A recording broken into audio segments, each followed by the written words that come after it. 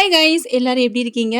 இன்னைக்கு இந்த வீடியோல இந்த மாதிரி ஒரு கியூட்டான அட்வான்ஸ்டு ஹேர் ஸ்டைல எப்படி ஈஸியா பண்ணலாம் அப்படிங்கிற ஒரு ஃபுல் வீடியோ வந்து உங்களோட ஷேர் பண்ணிக்க போறேன். என்ன மாதிரி நீங்களும் ஒரு மேக்கப் ஆர்டிஸ்ட் அப்படின்னா கண்டிப்பா இந்த மாதிரி அட்வான்ஸ் ஹேர் ஸ்டைல நம்ம பிரைடுக்கு யூஸ் பண்ணணும்னு நினைப்போம்ல.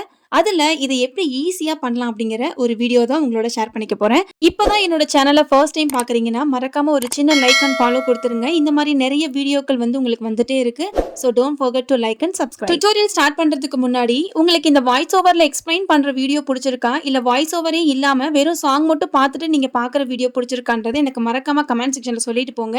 இந்த ஹேர் ஸ்டைலுக்கு இப்ப நான் எடுக்கிற மாதிரி ஃப்ரண்ட்ல இருந்து கொஞ்சம் ஹேரை இந்த மாதிரி எடுத்துக்கோங்க. ரெண்டு சைட்லயும் கொஞ்சம் கொஞ்சமா வரா மாதிரி நம்ம எப்படி பர்ஃப்லாம் வைப்போம் அந்த மாதிரி கொஞ்சமான ஹேர் எடுத்து அதை ஃபர்ஸ்ட் நம்ம வந்து ஒரு கிளிப் வச்சு செக்யூர் பண்ணிட்டு மற்ற ஹேர் எல்லாம் வந்து ஒரு கிளிப்பை வச்சு செக்யூர் பண்ணிடுங்க. அப்பதான் நம்ம மேல வந்து பேக் கோம் பண்ணும்போது நமக்கு டிஸ்டர்ப் பண்ணாம இருக்கும். இப்போ அந்த ஹேர்ல வந்து கொஞ்சம் கொஞ்சமா பேக் கோம் பண்ண போறேன்.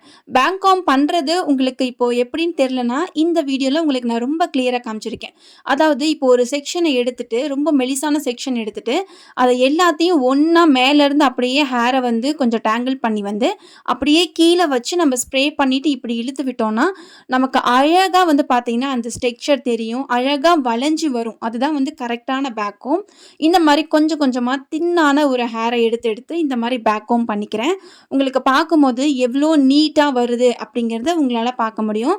நமக்கு டம்மியில பண்றதை விட நமக்கு டைரக்டா கிளைண்டோட முடியில பண்ணும்போது இது இன்னுமே ஈஸியா இருக்கும். ஒரிஜினல் ஹேர் வந்து இன்னுமே கொஞ்சம் நல்ல ஷைனிங்காகவும் கொஞ்சம் நமக்கு வாட்டமாகவும் இருக்கும். அதனால உங்களுக்கு ஒரிஜினல் ஹேர்ல பண்ணும்போது இன்னும் நீட்டான ஃபினிஷிங் வந்து வரும். ஸோ நான் வந்து பார்த்தீங்கன்னா முன்னாடி வர லைட்டாக என்னோட ஹேண்டை முன்னாடி வரைக்கும் பெண்ட் பண்ணி நான் வந்து பேக் கோம் பண்ணிக்கிறேன். அப்போ தான் உங்களுக்கு அந்த அப்படியே வளைஞ்சு வர ஸ்ட்ரக்சர் வந்து நீட்டான ஃபினிஷிங்கில் இருக்கும். அதனால நம்ம பேக் கோம் பண்ணும்போது அப்படியே முன்னாடி வரும்போது லைட்டாக பெண்ட் பண்ணி கொஞ்சமான வந்து டேங்கிள் வந்து பண்ணிகிட்டே வரேன்.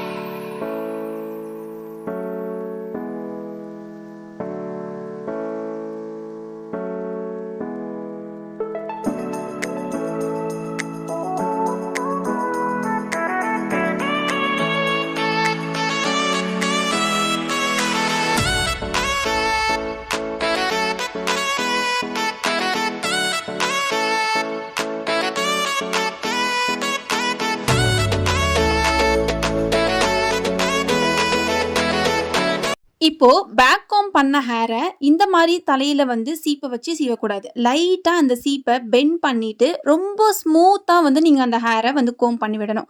ஸோ இப்படி பண்ணீங்கன்னா தான் உங்களுக்கு அடியில நம்ம பண்ணியிருக்க அந்த பேக் கோம் எதுவுமே நமக்கு வந்து உடையாம நீட்டான ஃபினிஷிங்ல வரும். ஸோ இதுதான் வந்து ஒரு ப்ரொஃபஷனல் வேல வந்து நம்ம பேக் கோம் பண்ணி நம்ம பிரைடுக்கு வந்து செட் பண்ற ஒரு பர்ஃப். இது இந்த பர்ஃப்ல மட்டும் இல்ல, எந்த பர்ஃப் பண்ணாலுமே இதுதான் ஸ்டெப்பு. இப்போ நான் சொன்ன மாதிரி அழகா கோம் பண்ணியாச்சு. இதுக்கப்புறம் நான் இந்த ஹேர்ல லைட்டா வந்து லைன்ஸ் போடலாம் அப்படின்னு எனக்கு ஒரு ஐடியா இருந்தது. இல்ல உங்களுக்கு லைன்ஸ்லாம் வேணான்னு நீங்க அப்படியே கிளிப்பை வச்சு செக்யூட் பண்ணி நீங்க அடுத்தடுத்த ஹேர் ஸ்டைலுக்கு போயிடலாம். அண்ட் இதுக்கு வந்து நான் லைட்டா வந்து ஒரு புல் அப் டெக்னிக் வச்சு ரொம்ப நெருக்கமா இல்லாம கொஞ்சம் கேப் இருந்து நம்ம வந்து லைன்ஸ் போட்டால் ஒரு ஸ்ட்ரக்சர் தெரியும் இல்லைங்களா? அந்த மாதிரி ஒரு சின்ன சின்ன லைன்ஸ் வந்து போட்டுக்கிறேன். ஃபஸ்ட்டு என்னோட மெத்தட் எப்பயுமே லைட்டாக லைன்ஸை வந்து க்ரியேட் பண்ணிவிடுவேன் ஸ்ப்ரே பண்ணாமல். அதுக்கப்புறம் நம்ம எடுத்த அந்த லைன்ஸில் நம்ம வந்து ஸ்ப்ரே பண்ணிவிட்டு அதை வந்து கரெக்டாக நம்ம வந்து ஸ்ட்ரெயிட் பண்ணி விடணும். அவ்வளோதான் என்னை பொறுத்த வரைக்கும். ஸோ இப்படி பண்ணுறதுனால நம்மளோட லைன்ஸ் வந்து ரொம்ப நீட்டான ஃபினிஷிங்கில் தெரியும்.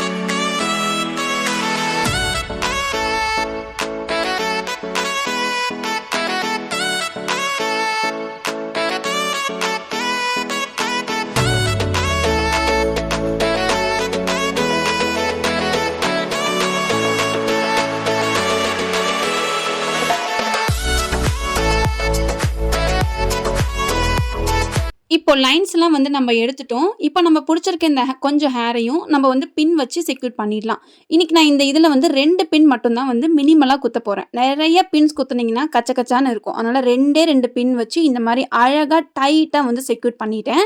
ஸோ பின் குத்துற மெத்தடுமே இப்போ நீங்கள் பார்த்துருப்பீங்கன்னு நினைக்கிறேன். ஸோ இப்போ நல்லா டைட்டாக இருக்குது. இப்போ நம்ம வந்து அழகாக கையை வந்து ஃப்ரீயாக வச்சுட்டு இன்னும் இருக்கிற அந்த லைன்ஸ் எல்லாம் நல்லா நீட்டா வந்து நம்ம இழுத்து விடுறதுக்கு ஈஸியா இருக்கும்.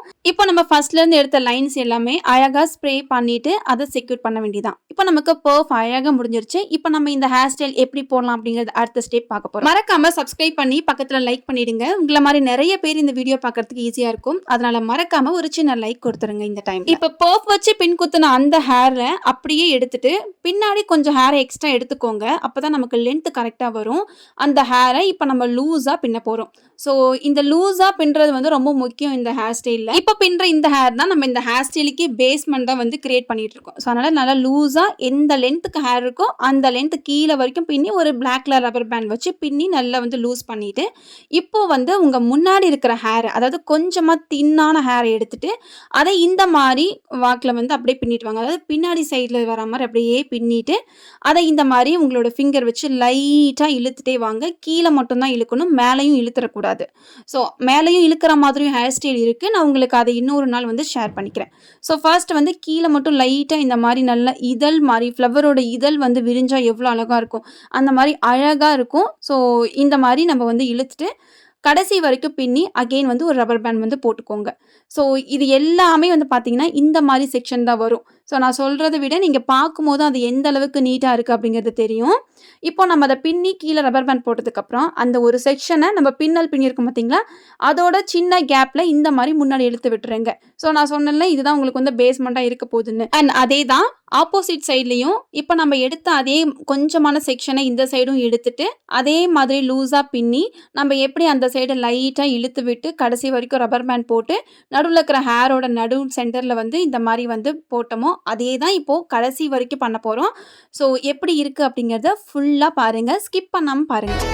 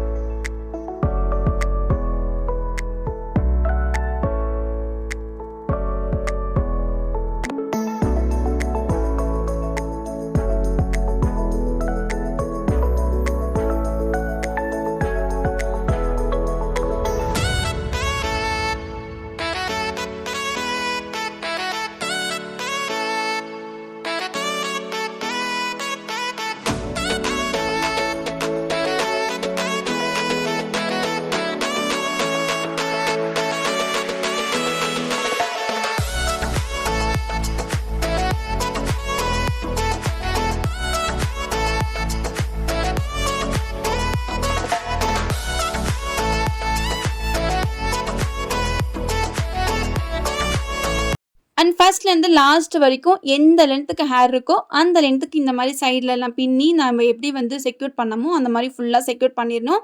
அண்ட் நடுவில் வந்து இந்த ஹேர் பின்னாமலாம் இருக்கிற ஹேரை அப்படியே நீங்கள் அடியில் அந்த ஹேருக்கு பின்னாடியே இருந்தாலே போதும். அதை நீங்கள் பின்னி நம்ம வந்து உள்ளே செக்யூர் பண்ணோம் அப்படிங்கிறது கிடையாது.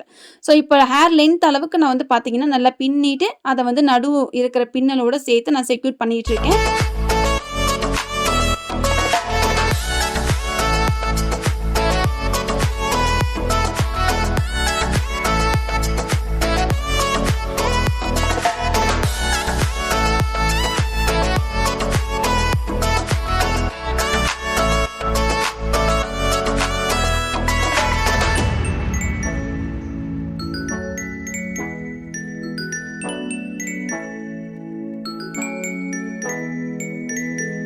கடைசி வரைக்கும் அந்த மாதிரி பண்ணிவிட்டு இப்போ அடியில் இருக்கிற கொஞ்சம் ஹேரில் வந்து நம்ம பேண்டை வச்சு அப்படியே வந்து ஃபுல்லாக டைட் பண்ணிவிட்டு அதை நல்லா சீவி விட்டதுக்கப்புறமா அந்த கீழே இருக்கிற ஹேரையுமே ஒரு கர்லர் வச்சு அழகாக நீட்டாக வந்து பார்த்தீங்கன்னா கர்ல் பண்ணி லைட்டாக பெண்ட் பண்ணிவிட்டு இப்போ எல்லா ஹேருக்கும் சேர்த்து ஸ்ப்ரே பண்ணிடலாம். ஹேரோட செட்டிங் ஸ்ப்ரே அடித்ததுக்கப்புறம் நீட்டாக நம்ம வந்து பார்த்தீங்கன்னா எல்லாமே வந்து செட் பண்ணிட்டோம். இப்போ நம்ம இந்த ஹேர் ஸ்டைலுக்கு உங்களுக்கு எந்த மாதிரி ஃப்ளவர் வைக்கணும்னு தோணுதோ நீங்கள் அந்த மாதிரி ஃப்ளவர் வந்து வச்சு நீங்கள் பிரைடுக்கு வந்து டெக்கரேட். என்கிட்ட ஆர்டிஃபிஷியல் ஃப்ளவர் இருக்குது, அதனால் நான் இந்த மாதிரி ஆர்டிஃபிஷியல் ஃப்ளவரை அந்த நம்ம கிளிப் குத்திருக்கிற இடத்துல இருந்து நம்ம எந்த அளவுக்கு நம்ம வைக்கணும்னு நினைக்கிறோமோ, அந்த அளவுக்கு லைட்டா பெண்ட் பண்ணிட்டு, இப்ப நம்ம வந்து ஒரு பின் வச்சு நம்ம வந்து செக்யூர் பண்றோம்.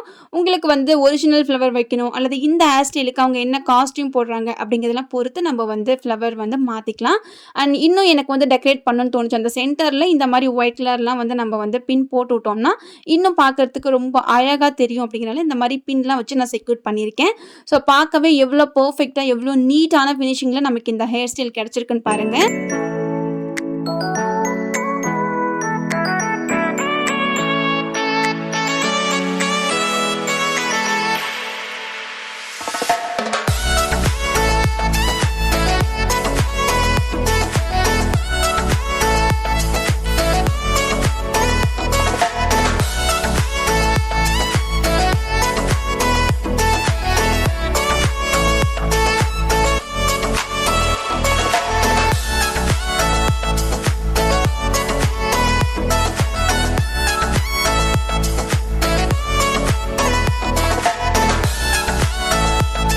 இவ்ளோ நேரம் இந்த டுட்டோரியல் பார்த்த எல்லாருக்கும் ரொம்ப ரொம்ப நன்றி. மறக்காம உங்க லைக் அண்ட் ஃபாலோவ குடுத்துருங்க.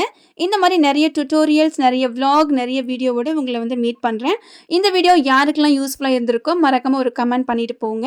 அண்ட் மறக்காம லைக் பண்ணிடுங்க. உங்கள மாரி நெறைய பேர் பார்க்கறதுக்கு யூஸ்ஃபுல்லா இருக்கும். உங்களோட மேக்கப் ஆர்டிஸ்ட் ஃப்ரெண்டுக்கு இந்த வீடியோவ ஷேர் பண்ணுங்க. இதே மாரி ஒரு சூப்பரான வீடியோ விளாகோட உங்கள வந்து மீட் பண்றேன். Until then, bye from Tresa Makeover.